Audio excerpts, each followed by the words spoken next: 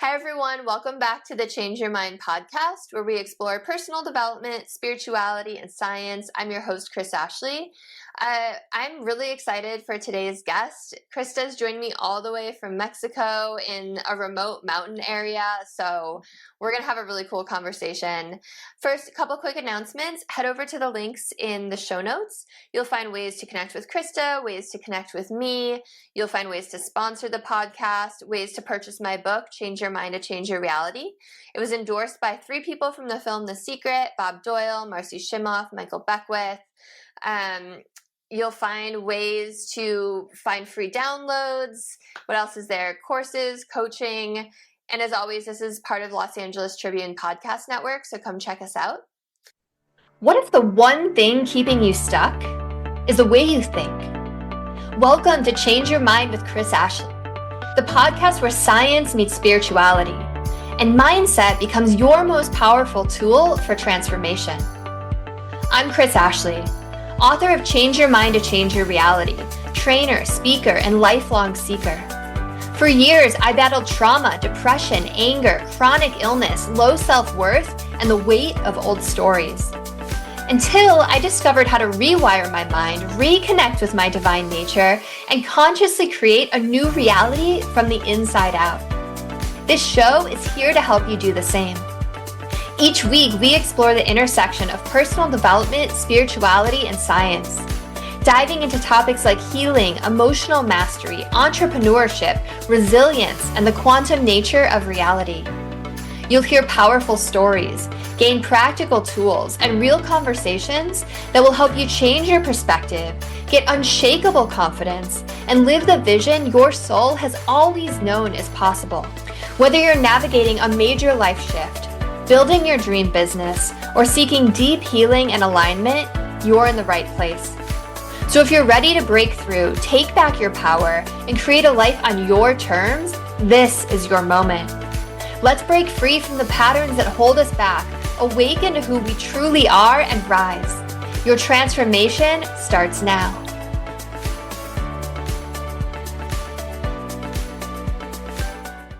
All right, so with me today, I have Krista Williams.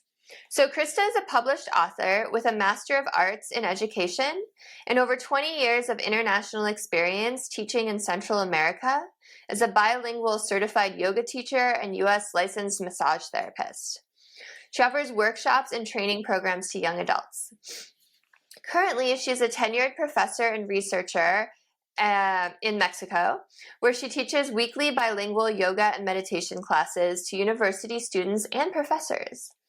Krista is an avid practitioner of yoga and meditation. As the author of the ebook series, The STAR Method, How to Heal Using Therapeutic Touch, and Life Readings, Know Your Mission, she helps people find solutions to everyday challenges and discover their unique life's mission. So welcome, Krista. I'm so happy you're here. Thanks for having me, Chris. It's great to be here. I didn't even know you were a published author. You didn't even tell me that when we spoke, so that's really exciting. Yeah, thanks. So, there's a couple different things I wanted to talk to you about today. And the first one is, you're an English teacher in Mexico, but you also give life readings, right? Would you say that you're a medium, or how would you describe yourself? Is it psychic? I don't describe myself as a psychic because I consider that a different category. It's a similar skill. It's related, but I consider myself a medium, which is the skill of mediumship. Awesome. So what that means is I can communicate with spirits in what we could call the spirit world, which is not very the cool physical material world that we're familiar with here on the earth realm. Yeah. So I always start all of my episodes off the same way, and that is by asking my guests their origin story. So what put you on this path of becoming a medium? Were you always born with it? Give us a little bit of your journey. Oh, okay. Yeah. Well, I was born in Massachusetts in the U.S., and that's where I grew up.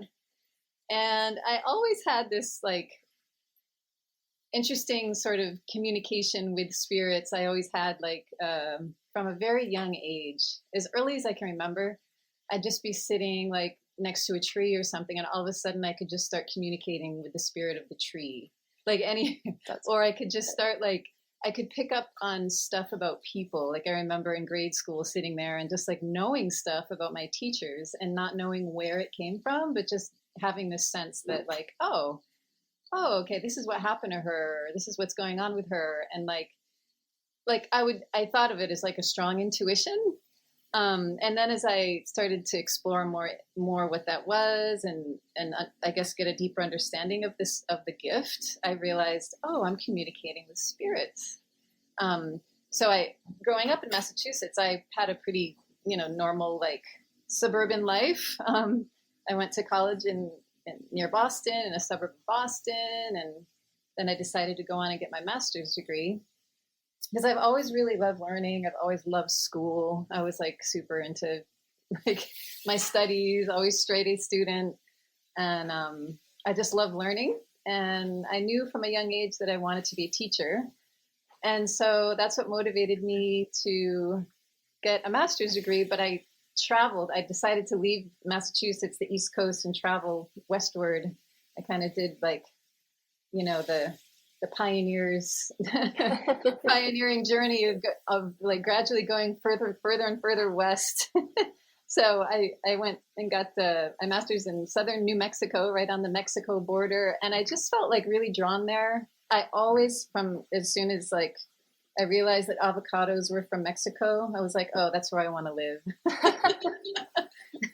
And I think I realized that when I was in my early teens, I'm oh, I'm going to go live in Mexico. And then I had the fortune of having really awesome Spanish teachers, in high school. And I remember in 7th grade, I had a really good Spanish teacher, and I thought had a pretty good command of Spanish by the time I made it to high school. So that was my major in college. And then,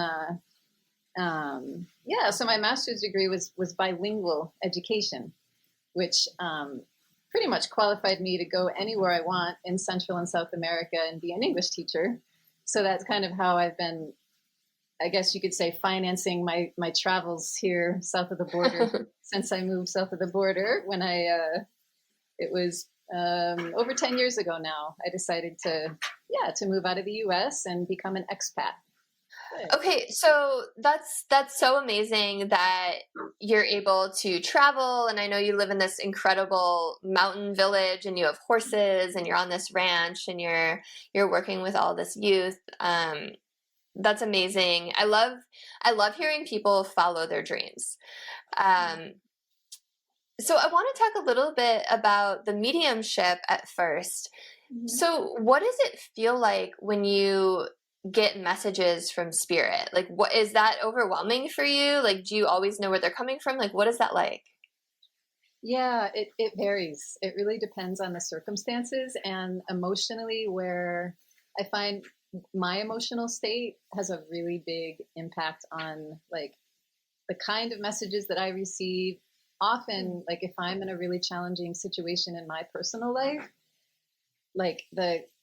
the kinds of messages that come through from spirit, depending on the person I'm connecting with, if it's someone who's requesting a reading, or if it's just a spirit that I'm picking up on randomly, as I'm going shopping or waiting in line at the bank, it really does. It's almost like there's a resonance between my emotional state and the emotional state of the spirit that I'm connecting to. So to give sort of this concept of mediumship, I think I need to define it to sort of be able to answer that question. Yeah, please. Mediumship is an ability to communicate, and I believe every human being has this ability. It's just whether or not we choose to develop it or not. It's the ability to communicate with a spirit, which is essentially a person, a normal, everyday person who's died, who's now no longer in material physical form, who's now in a spirit form, in a different realm. Now, some spirits can be earthbound, but the majority of spirits are in some realm in the spirit realm, and there are different levels of spirit realms. So let's consider it you die and go to what we call heaven, or what a lot of people say is heaven, is the spirit realms. And so they're people. That means when I connect with a spirit, it's because that spirit wants to communicate with a human on Earth in order to work through some sort of emotional challenge they're having. There are different reasons why spirits communicate with humans.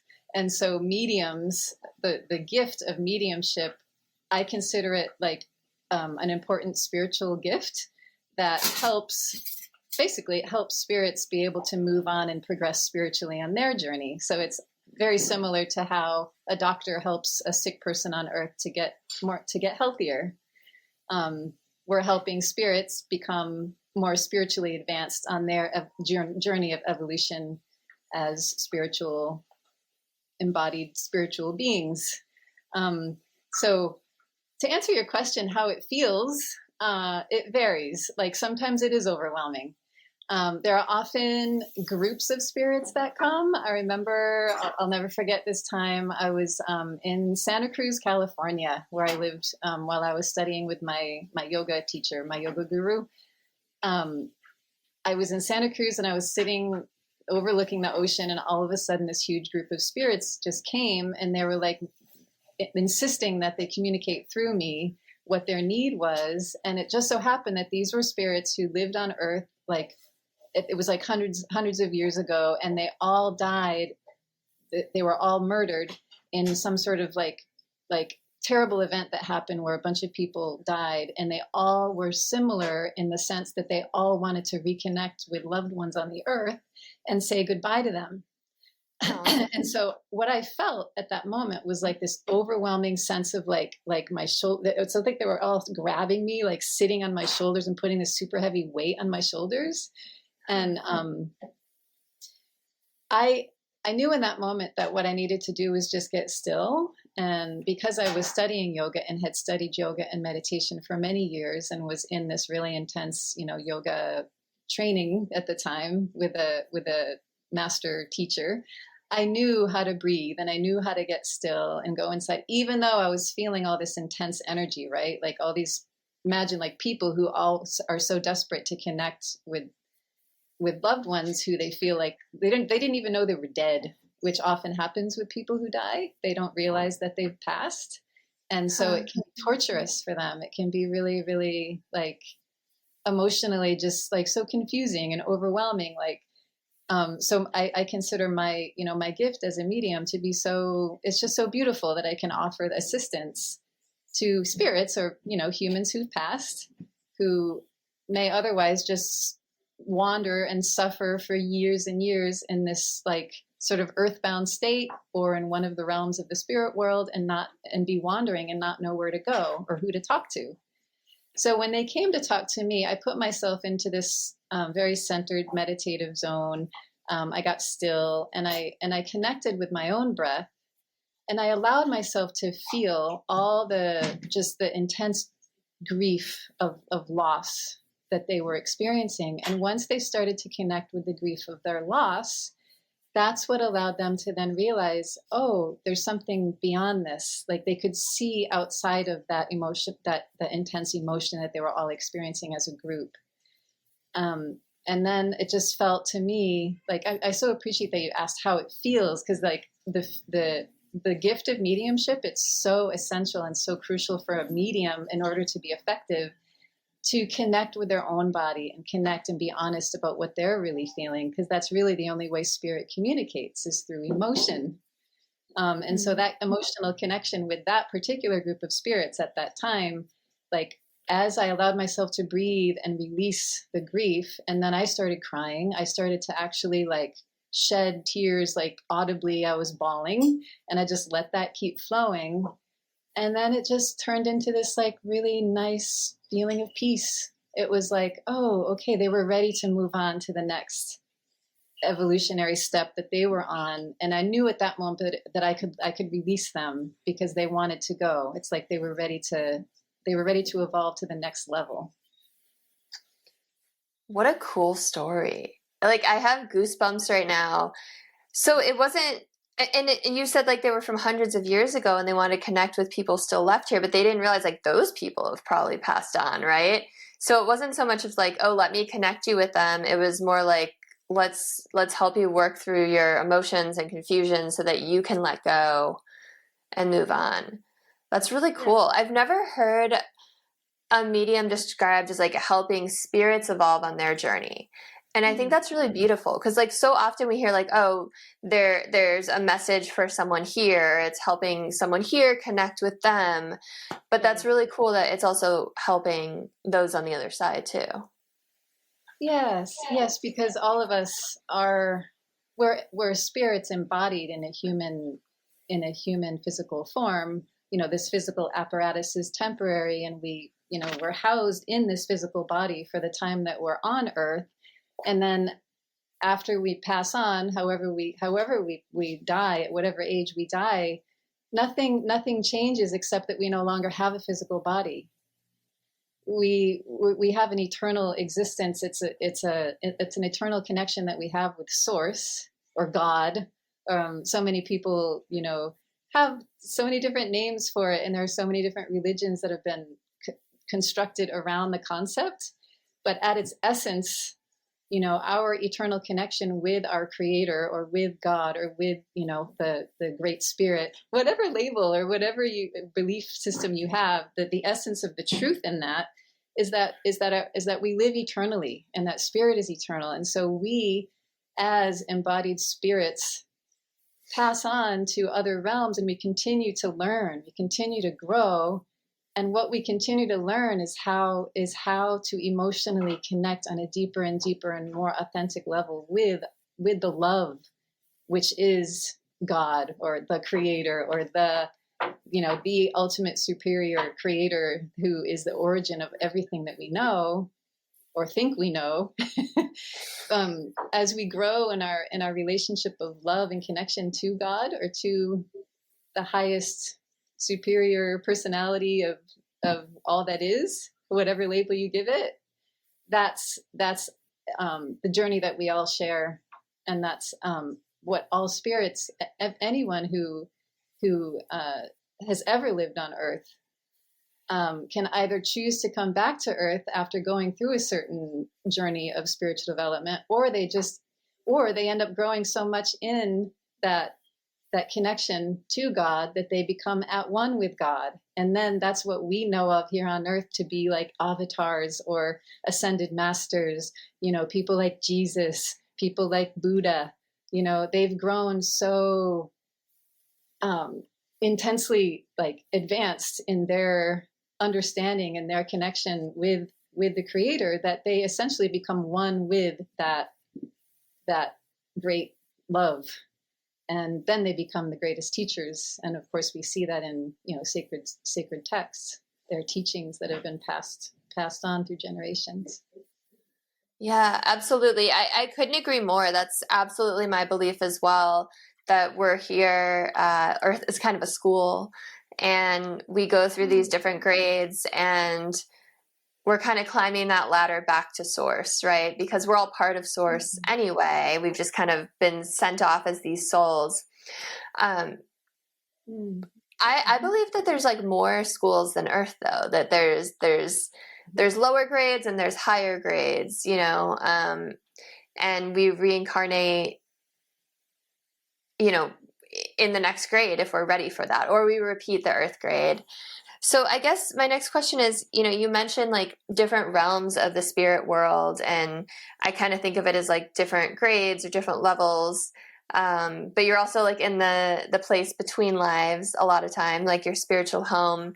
So are you able to communicate with individual souls that are in all of these different places, or do they have to have just passed from Earth? Like, how does that work? Right. Yeah. So there's a distinction that I'd like to make between what I consider spirit and soul. Yeah. The soul. So the soul is our eternal. The soul can be defined as it's our same essence of who we are. So we are soul and we are spirit. And so my spirit is different from my soul in the sense that my soul contains all of my emotions, my memories, my experiences, my desires. It's like the seat of emotion. It's our passions, our drives, our intentions. All of our experiences are like eternally recorded into this soul essence of who we are. And the spirit is the vehicle through which we evolve through what you just said is like the ladder, or we could call it realms, or universes. There are different words that I've heard it defined as, explained as like realms or steps along the path that the spirit evolves and takes us through in what's considered a spiritual body. The soul does not have a body. The soul depends on the spirit in order to receive God's love and grow and evolve as a more loving being.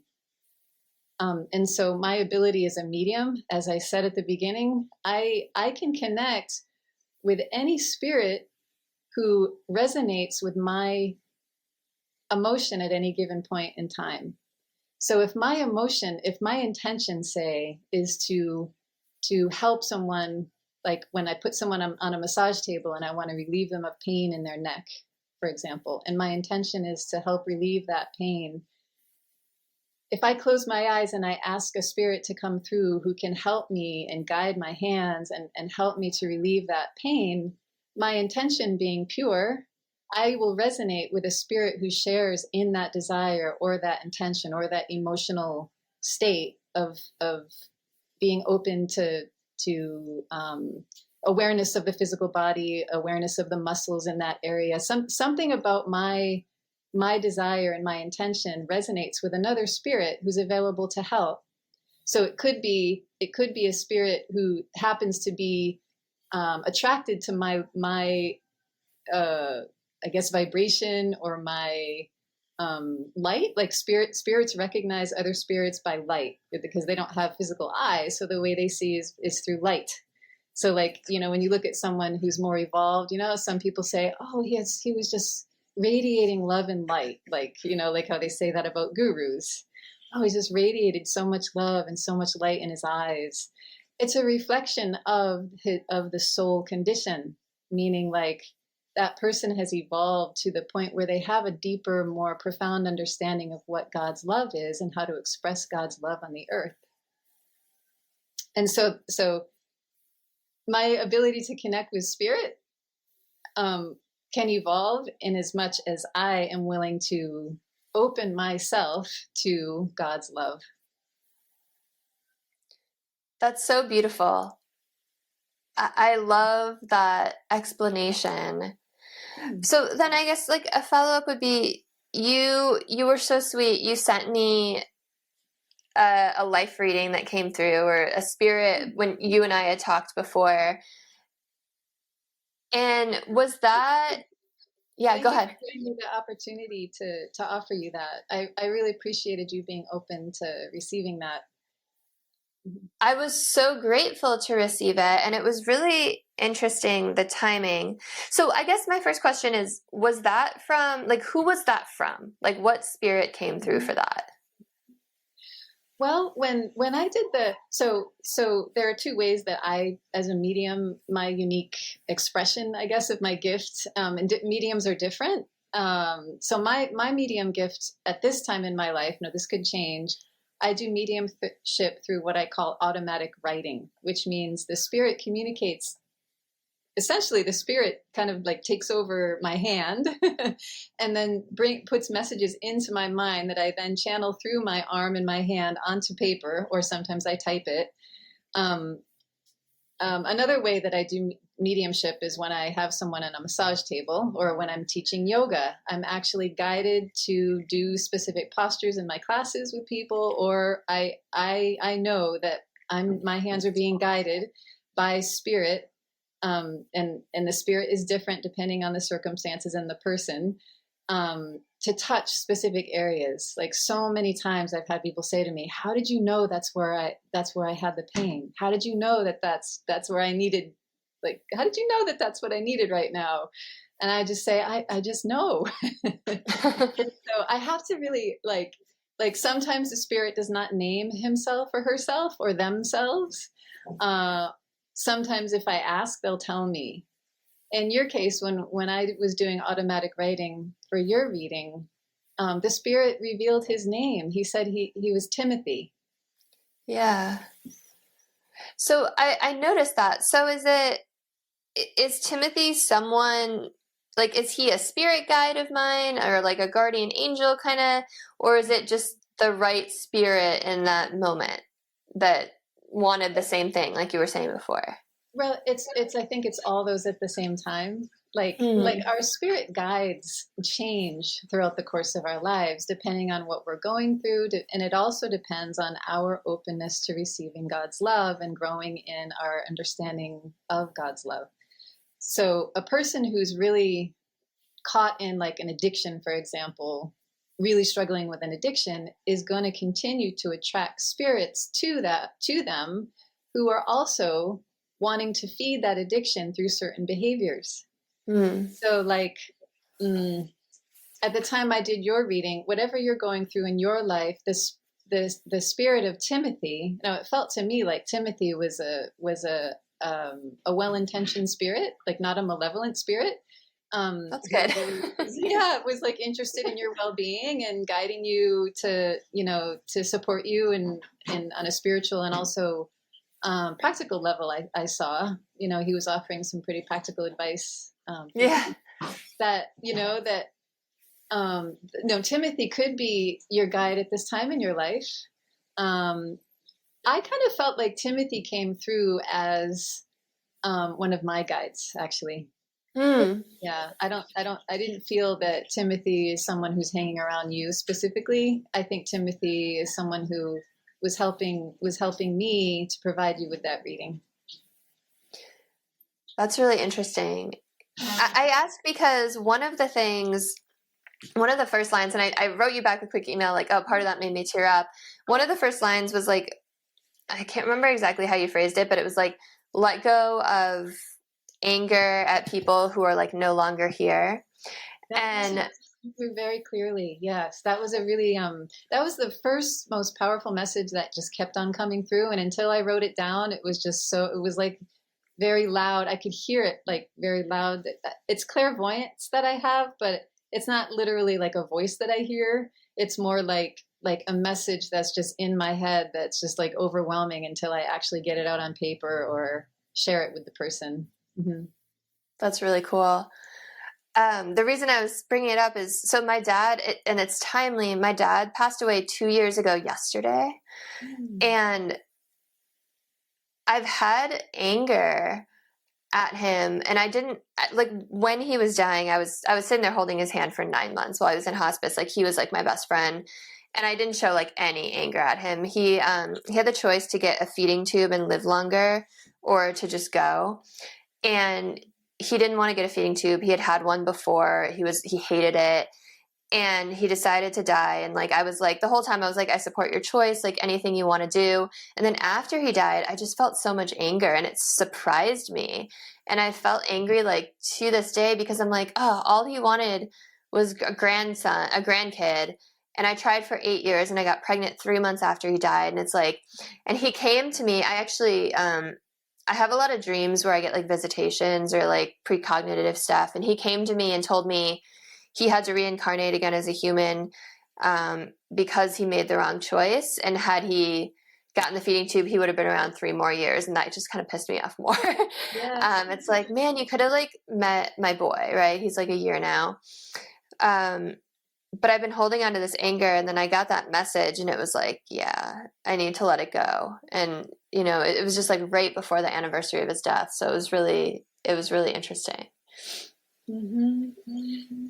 There was a message about forgiveness in the reading, if I recall. I often forget a lot of the details of readings if I don't have it right in front of me once I give them, because the reading, it's not coming through me, it's coming from a spirit. So in order to really be effective as a medium, it's important for me to remove my own filter, my own personality, my own ego, my own vested interests, whatever they may be, to remove myself as much as possible from the process. So I often don't remember the details, but I do recall like something about forgiveness coming through for you. Yeah, I was just looking at it. You're right. And that totally makes sense what you were just saying about taking yourself out of it. It was forgive the people who are not able to help you. So that kind of coincides with it too, right? Now, do It's you really have a daughter? Because I remember it was coming through as female. It was, and that was the only thing that I was like, oh, that's funny. And no, I have a son. Okay. So it's interesting because sometimes when mediumship, with mediumship, I think it's really good for people to be aware that if you go to a medium and ask a question about something, that medium, the message that comes through is always going to be, it's always going to filter through that person and that person's perceptions or that person's biases, that person's beliefs. And so sometimes things are not always 100% accurate. And I think it's really important for people who decide to access the services of a medium or a psychic to consider that, like, don't like make huge changes in your life based on one thing that one medium or one psychic says, because it may not be 100% accurate, like everything that they're telling you. Consider it like advice from a friend, like you don't like if somebody's giving you advice, it doesn't mean that you just go off and do exactly what they tell you.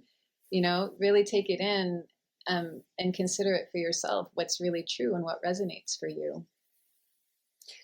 I love that. Yeah, that makes sense because you're a human and so are the spirits, or they were, right? To me, I was like, oh, maybe it's like a future child. I don't know. It could be.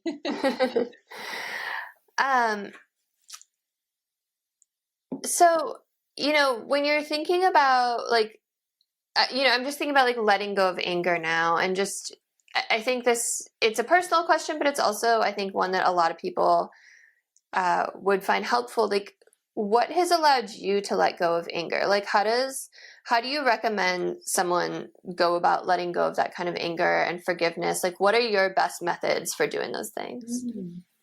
Yeah, great question. Because I think that the emotion of anger is really strong on the planet at this time. And I think anger is connected to fear, and there's a lot of fear on the planet.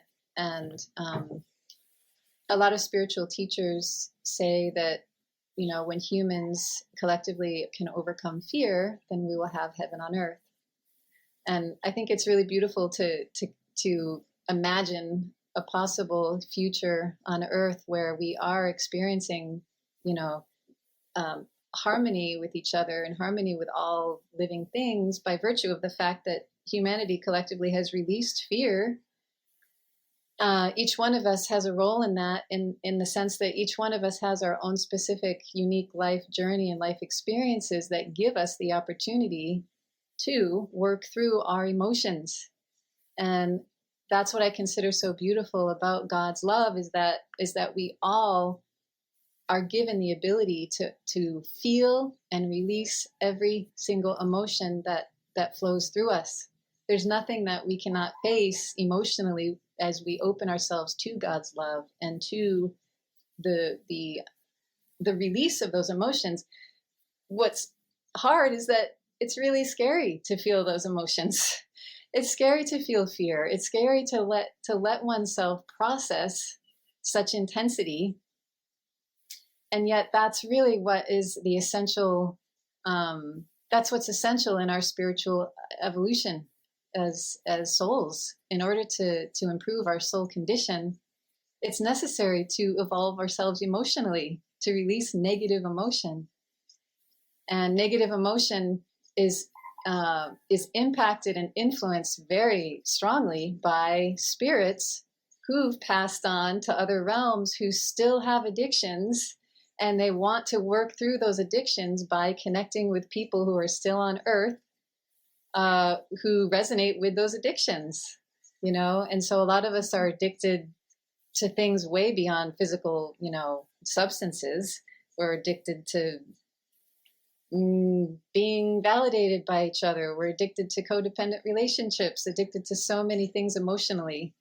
And so working through an emotion like anger, I would suggest on a deeper level is fear, fear of being alone, or fear of not, maybe a fear of not belonging, a fear of death, a fear of the unknown, I think we can do that by staying connected to our bodies. I think we can do it through talking to other friends about it, and that's what psychotherapy allows us to do, is talk to someone who can listen. And that helps us to start to connect authentically with the emotion so that we can feel it.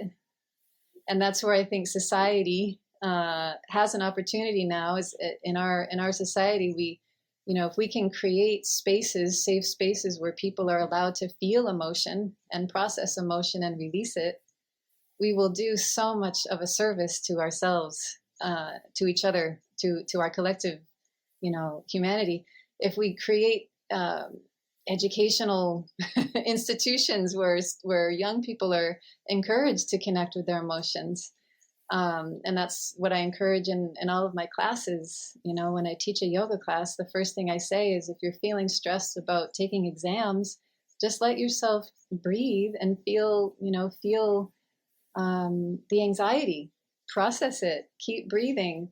And I would suggest that on a physiological level, in order to process and release an emotion like anger, we first have to allow some diaphragmatic breathing, connecting with the body, staying grounded through the feet, like staying connected to the earth,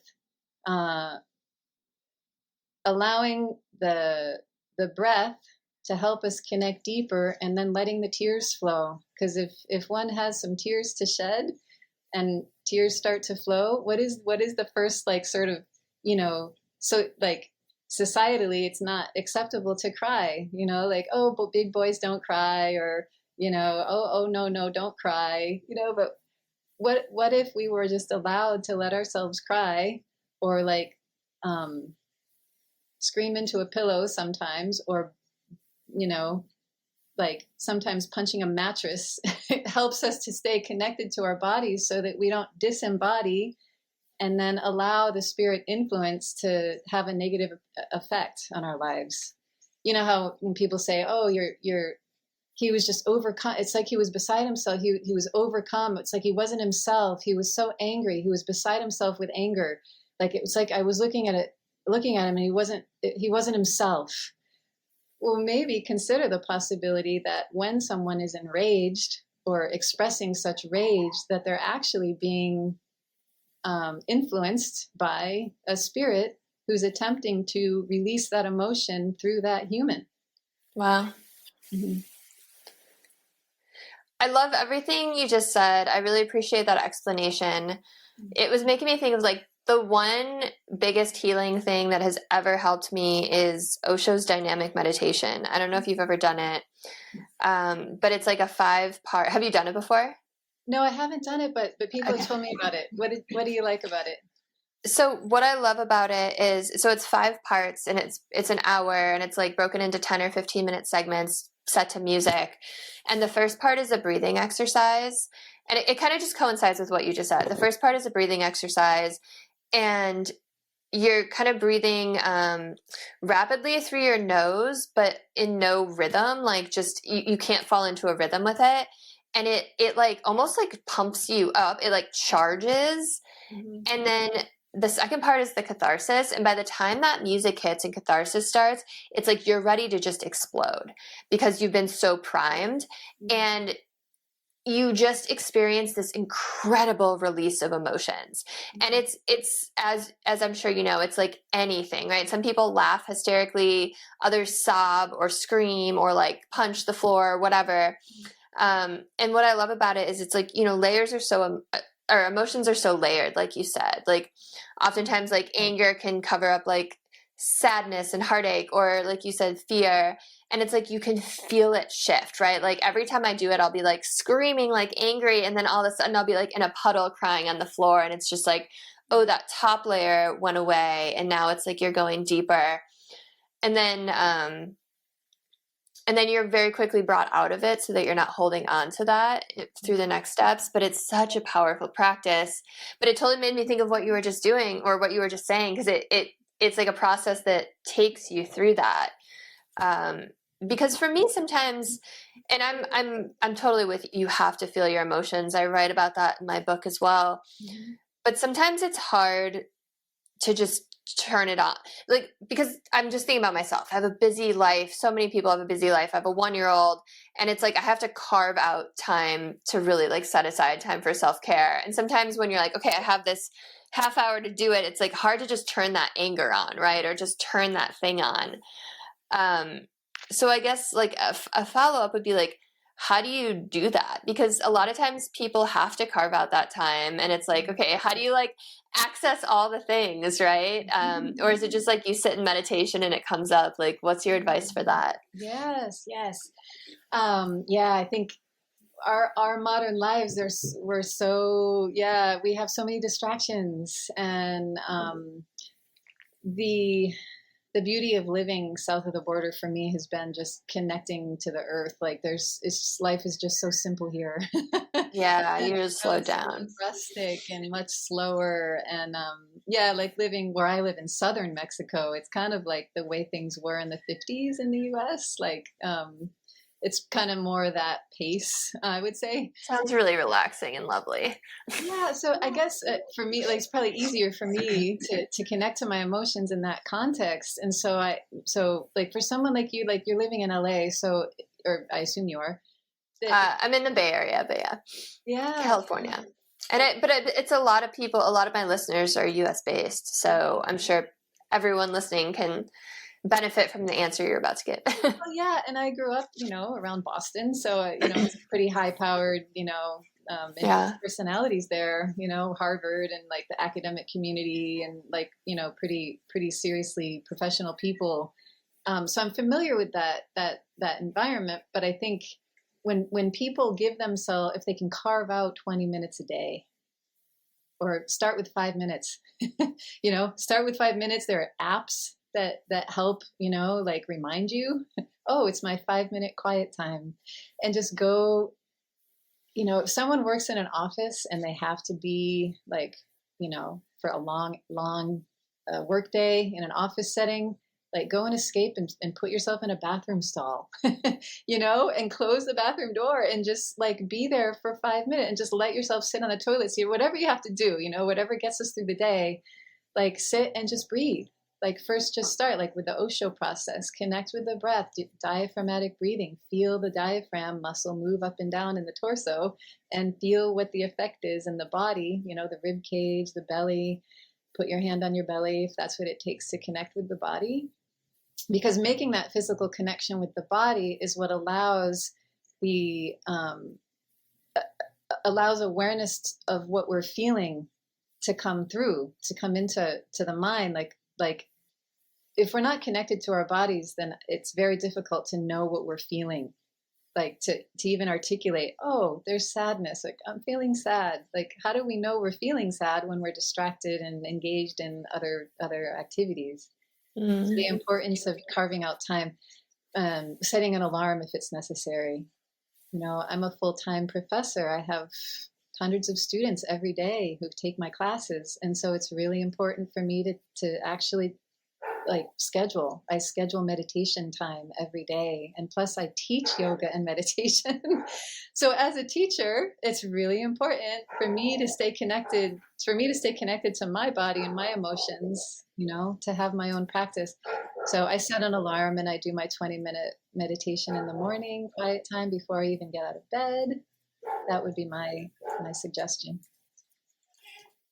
So it's about quiet. For your advice is about quieting your mind, connecting with your body, and then those emotions kind of show up and flow, and you can kind of get in touch with them. Absolutely, yeah. And if you have the luxury of a therapist who can support you, if you find a therapist that you enjoy, talking to and seeing. Here in Mexico, it's difficult because I don't necessarily feel like comfortable speaking in Spanish about my emotions. It kind of creates a barrier there. I've tried it, and so for me, it's like I find it more effective to do quiet alone time. But some people really like support groups. Some people really like group therapy. Maybe someone feels more comfortable one-on-one in a session with someone who's safe. It creates a safe space to emote, to feel emotion. Yeah. It's so important, especially because emotion is energy, right? It's energy in motion. And if you don't take the time to feel those things, they stay stuck in your body and they can cause disease and they can cause all sorts of havoc in your life. Mm-hmm. Mm-hmm. So I want to bring it back a little bit to mediumship. So you kind of said like a lot of times these spirits will come to you. But what about if someone comes to you and they want a reading and they want you to connect with a deceased loved one, are you able to like call that person's spirit into existence, or is it more just like whatever spirit is hanging around that has a message? Yeah, that's where I'd like to define what's known as the law of attraction. The law of attraction states that the energy or the resonance is attracted to like resonance. So, for example, when someone says, "Oh, I want a reading because my brother died. My brother died last year, and I'd really like to connect with him." Well, depending on what the attraction is at that moment, the spirit of a spirit guide for that deceased person may decide to come and communicate, or the spirit of that deceased person can decide to come and communicate, depending on whatever resonance there is. Now that depends, of course, on the emotional space that the medium, him or herself, is in, the emotional space that the person requesting the reading is in. I mean, it can be so varied. A lot of mediums say that they're channeling, say, like Ramtha, or that they channel, the angel Gabriel, or that they channel specific angels. Now that can be true. That can certainly be the case. I guess my advice for anyone is to be really open-minded to receive the message, but to understand that the spirit realm is huge. It's vast. It's billions of humans who have passed into a spirit realm. And so whether or not it actually is Ramtha or actually is the angel Gabriel, it really depends on the intention of the medium. It depends on the intention of the person requesting the information. And one can discern, right? One can discern the intention through the nature of the message, or what influence that spirit is trying to have on a person. I think if one's getting a message that sort of is encouraging, say, a certain course of action that could be considered questionable, like if a spirit is really insistent on taking specific action, it could be an indication that spirit is not necessarily aligned with a message of love, because a loving spirit who's closer and closer to an understanding of God's love has no attachment one way or another to influencing a person to do something, to take a specific course of action, because that a loving spirit who's closer and closer and more aligned with God and more resonant with the love of God is going to respect that each of us has a free will. And so they're not going to be insisting anything. Can we get so like negative spirits can kind of hang around and influence a person, and Absolutely. They will come through to you? Oh, absolutely. The power of negative emotion, that's where I think, a lot of the spiritual teachers, they talk about, like Abraham Hicks. Have you heard of Abraham Hicks? Mm-hmm. She's a channel for a spirit that she identifies as Abraham, but her real name is Esther Hicks. Yep. She's the medium for this spirit who's named Abraham. So this spirit, when she channels Abraham, so much of the message that comes through is about, it's really about the law of attraction. She talks about the law of attraction. She talks about the vortex. And so negative energy, and she talks a lot about negative emotion, that negative emotion is an indicator. So we can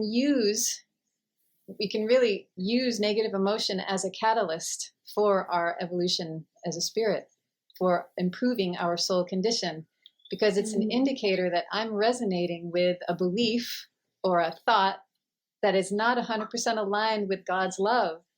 And so the spirits who resonate with me in that moment or at that time in my life are going to help me see how to release the emotion, or help me recognize the opportunity to release the emotion, and thereby open myself more to love, to open myself to a more enlightened or evolved understanding of the situation, and thereby move beyond, or what some people could consider like overcome. We overcome challenges, we overcome negative emotion, or we grow beyond, or we have a more I guess a more, I heard the word enlightenment so much, but enlightenment really is getting closer to an understanding that's closer to God's, to the loving. Putting this in words is a challenge, Chris. I feel like I'm following. It reminds me of like how every challenge or adversity we go through in life gives you the opportunity to learn and grow. And these negative spirits give you the opportunity to learn and grow in the sense that like they can see what you're reflecting to them and they're reflecting it back to you. Is that kind of what you're saying? Yeah, thank you for helping me with that. Yeah. I was struggling to put it in words because the law of attraction, it creates this dynamic where negative spirits hang out with me when I'm stuck in a cycle of fear, or a cycle of like in my job, for example, right now I'm working through this negative emotion of like wanting to be accepted by my colleagues. And so that desire, or that need that I have to for my colleagues to accept me and to approve of me, is motivating me to take to make certain decisions in my role as the director of the language center. I need to make decisions that that impact like how I interact and interface on a daily basis with my colleagues. So those negative emotions are going to hang out with me and influence me to make certain decisions in order for me to recognize that, I'm trying to get approval from these people. Like when I take time to connect and really be honest with myself about my emotional state of, I have some fear of not being accepted. I have fear of being alone. Then as I work through that fear, then those negative spirits dissipate. They decide, this person is no longer resonating. I'm no longer attracted to the energy of that person. I'm going to go find someone else to help me work through this. So then, yeah. And, no, I appreciate that. I appreciate your vulnerability too. Thank you. But go ahead. Yeah, God's love is so infinite, right? Like how can we truly conceptualize and understand how something that's infinite, I can only understand from my limited point of view. So keeping an open mind in this process is the recognition of how important humility is. Like being humble in the sense that I don't know it all. I don't know how this works. Like I don't know how my body works 100%, even though we can do all these scientific studies and analyses. Totally. There's so much that we don't know. And so if I remain open to what I don't know, then I can receive information from God without an attachment to my own ego. And that's what I would say the definition of humility is, the recognition that I don't know everything. And so therefore I'm open to more insight and understanding from a higher being, or God, or a higher being. Yeah. I yes, absolutely. And I have to say, like, I love everything you've been sharing. And it's so obvious when you're talking to someone that really like walks the walk and like believes in what they're saying and like lives by it, versus kind of like, I don't know, spouts off what they may have read, or we're all works in progress, right? Like we wouldn't be here if we didn't still have like lessons to learn. But I just appreciate your humbleness and your humility and your curiosity and openness. It really comes through. So totally. Another thing I want to ask you, you mentioned earlier that like we all have these gifts, and I totally believe that too. Like all the clairs and mediumship, but you said they have to develop it. So is that something that is this something you've actively developed? And if so, how did you go about developing that? Well, yes, I do think that I've developed it in in over the course of my studies of yoga and meditation, that's definitely been a method by which I've deepened my my connection to spirit, because I've been given a lot more opportunity than maybe most people, because I dedicate myself to teaching yoga. I have more opportunities to actually get quiet and sit and feel my body. And I guide people in that process. So like, just by virtue of being a massage therapist and a yoga teacher, I think I've developed the gift, because as I have more and more clients, okay, gracias. Sí. As I have, the opportunity to work with clients, say, who come to me for a massage, then I develop my gifts, because the spirits who are connected in that moment, who want to communicate through me, teach me things. So every time we have spirit communication, we learn. I feel like I've learned just by continuing to be open.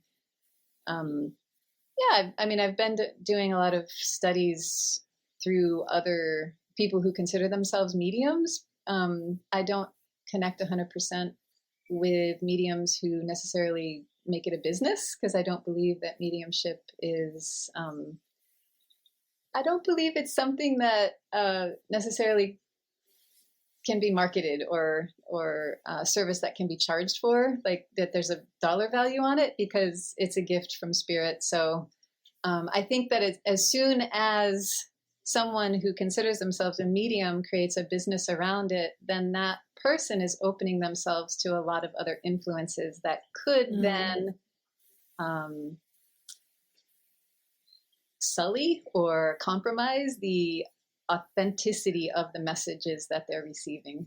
Mm-hmm. Yeah, that totally, absolutely makes sense.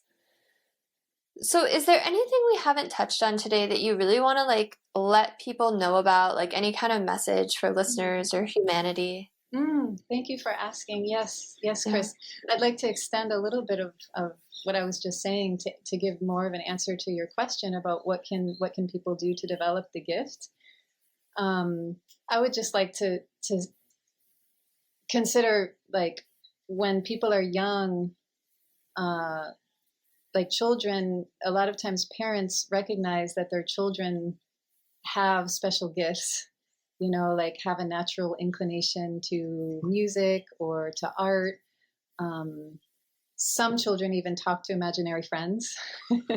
and that I'd like to just invite people to consider it's possible that child naturally has an innate connection to a spirit, or to the spirit realm, and that natural gift that we're all born with, which is what I believe, that we're all born intuitive and we're all born naturally as mediums to connect to God and to spirit, that as we grow and that we learn, oh, it's not okay to talk to my imaginary friend, or oh, it's not okay to talk to myself, or to tell my mom that I was talking to this invisible person, like, I think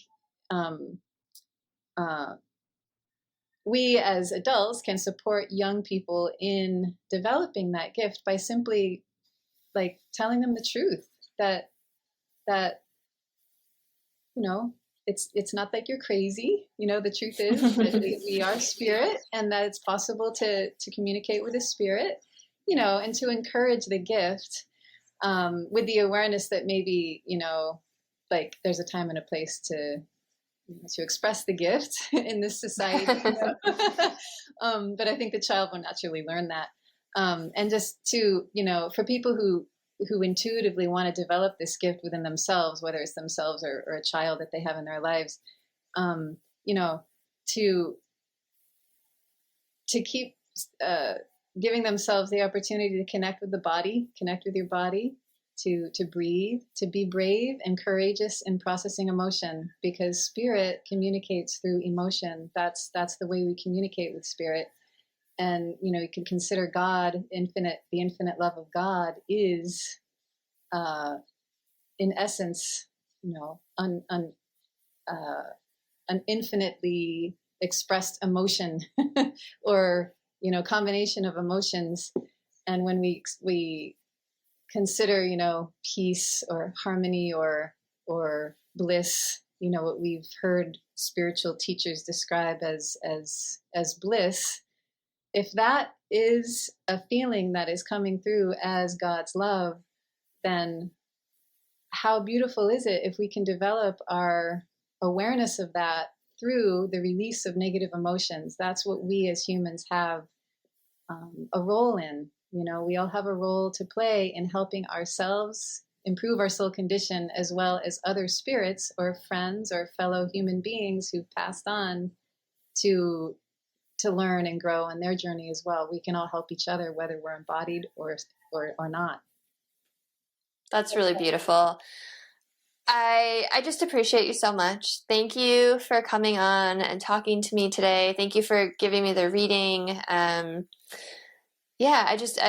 sure listeners appreciate you too for sharing all your wisdom today.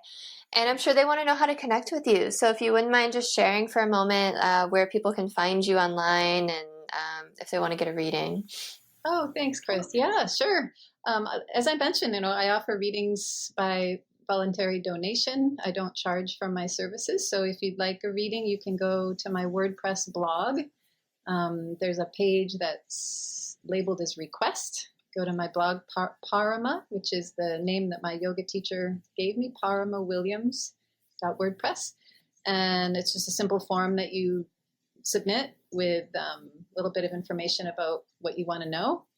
And you can also find me on YouTube. I have a YouTube channel, and on that channel there's a playlist called Testimonials from people who've received readings. There are a couple of videos there with testimonials of people who've been benefited from receiving the spirit message.